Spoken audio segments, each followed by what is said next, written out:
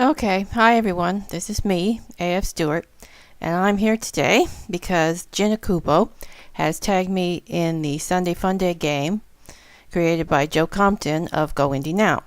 So here I am playing the game. Okay, so this game consists of reading different bits of one of your books and work in progress for every day of the week. I've posted an explanation and the rules below the video, and I'll explain as I go. Okay, so you also tag other authors to continue the game, so hopefully they will. Okay, so this is the book right here. I've chosen my book, Fairy Tale Fusion. See, there it is. Anyway, and okay, we're going to start off. Just let me find the. There we go. There's the instructions. Okay, so first is starting line Sunday, where you read the first page of the first chapter of your book. Now, technically, my book, Fairy Tale Fusion, doesn't have chapters because it's sort of a series of stories set up like police reports and different inner things in between. So, we'll read the first page of the book. So, here it is. Breaking headlines from FTN, Fairy Tale News. This is Spider Bramble and my co-anchor, Aurora Gossamer, coming to you with information and updates about the latest buzz in Fairyland, our top stories. There's a manhunt on for the first little pig, in connection with a tragic domestic incident that left the other two pig brothers butchered. A late-night dispute over what seems to have been long-simmering family grievances went terribly wrong, resulting in the stabbing death of two of the brothers' pig. Goldilocks was back in court today on yet another break-and-enter charge. Claims of her reformed behavior, made after her incarceration due to the Three Bears incident, seem to have been premature. Evidence found at the scene of the Mother Goose robbery led to this arrest, and she has been held over for trial. Family Services finally stepped in and removed the children from the home of the old lady in the shoe after she was taken into custody on drug charges. She is currently awaiting her day in court on allegations of neglect and abuse, and the children have been placed in foster care. Okay, so that's the first page of the book. Now, on to Middle of the Pack Monday. You flip to the middle of your book and read a couple of pages. Okay, so here we go. Flipping to the middle of the book. Oh, okay. Yeah. Okay, so we've landed on the case of the wolf curse. Okay, here we go. I'm Detective Piper of the Fairyland Metro Police, and all hell's about to break loose. I closed the file on the Red Riding Hood homicide and sent it over to the DA's office. A tough case with more twists than a beanstalk. Turned out Red wasn't quite the innocent victim we all thought. She got whacked by the Wolf Clan after stealing their shipment of pure pixie dust. A dealer for the clan, Red decided to go into business for herself but got caught and ended up dead. At least her granny decided to snitch on the wolves, so the DA has himself a star witness. I was ready to head home when a shadow crossed my desk and a sad-looking fellow in a tattered coat addressed me. "Excuse me, sir. I'm afraid I need the assistance of the police." "What's the problem?" "I'd like to report a curse." "Oh, swamp pox! Curse cases never end well." I sighed. "What happened? You run afoul of the Queen of the Dark Fairies?" "Oh, no, sir. No one so grand as her. I'm afraid it was one of the lesser fairies." "Hob."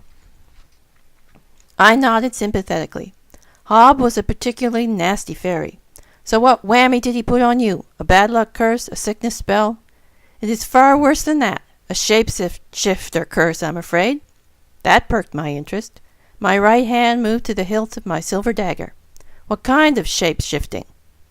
"The nastiest kind, I'm afraid. I grrr." The last word came out as a growl. Moonlight streaming in the window showed his fangs and claws. Hell's bells! I jumped from my chair and backed away with a shout. "Werewolf! Werewolf in the station!" A howl erupted from the man's throat, and he transformed fully into a wolf beast. He leapt onto my desk and scooped up my chair with one hand.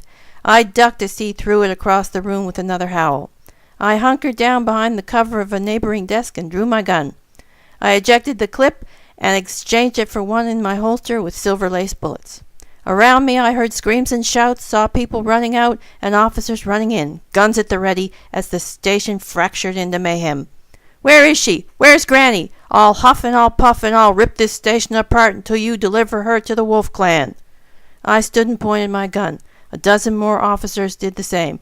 "Give it up, Wolf. Granny's staying put. Surrender or we open fire and fill you with silver." Okay, so that's middle of the Monday. Okay, now, here we go. To be continued Tuesday. Here's where you read the last page in one chapter of the book and then the next page in the corresponding next chapter. Okay, so here we go. Now, where was this one? Yeah, I got them bookmarked. Just give me a minute. No, that's the last one. Oh, here it is. Okay. Okay, this is, the last piece of an interview with a godmother, which goes into that old magic got you down. You heard it here first, people. The scoop of the century. The happy godmother persona is a fraud. The seething underbelly of dissent exposed on live TV. He twists around to stare at Ginny. "Do you have a statement, Ginny, in regard to this breaking scandal?" Ginny sputters and mutters before spewing out words and a bit of sparkly glitter. "It's all true. It's all true. We hate our clients. All the demands. All the snooty, snobby yap. They're a bunch of selfish, greedy idiots, and I wish they would all just disappear. I hate my job. I hate my life. Oh, why didn't I listen to Mother? Settle down with a nice elf and raise a family. Being a fairy godmother sucks." FTN breaks to commercial as Ginny sobs uncontrollably. Are you feeling drained? Don't have that bounce in your step, that sparkle in your wand? Tired, listless? Do you feel that your magic hasn't got that pop anymore? Well, we here at Spells Incorporated may have just the solution for you. Our selection of powders, potions, or sprays can cure a variety of ailments, or even curses. We carry everything from yak breath revitalizers to pink pixie dust pick-me-ups. And for those hard-to-shake blues, we stock fairy energizers. One gulp and you're bubbly all day. So visit us today for a brand new you. We also accept phone and online orders for delivery. Okay, so there we go. That was to be continued Tuesday. And now we're on to One Line Wednesday, where I just read you one good line from the book. All right, now we find where I bookmarked this one. Oh yeah, here we go. Here, this is my one line for Wednesday. Okay, ladies and gentlemen of Fairyland, look who it is. Mary, the notoriously disgruntled fairy godmother. There you go. There's Wednesdays. Okay, and now we get Talkative Thursday, which is a dialogue exchange. So, here we go. Talkative Thursday. Talkative. Here we go. Okay. This is from the case of the Crystal Ball robberies. Officer Simon, the officer in charge of the crime scene, waited to brief me. Is it the same as the rest? Is it our signature thief? Yes, sir. Nothing is missing but their crystal ball. And they left the offering? Yes, sir. The fish was left in place of the crystal ball. It's been bagged and tagged for analysis. Great. Now we have another red herring on our hands. Did we get lucky this time?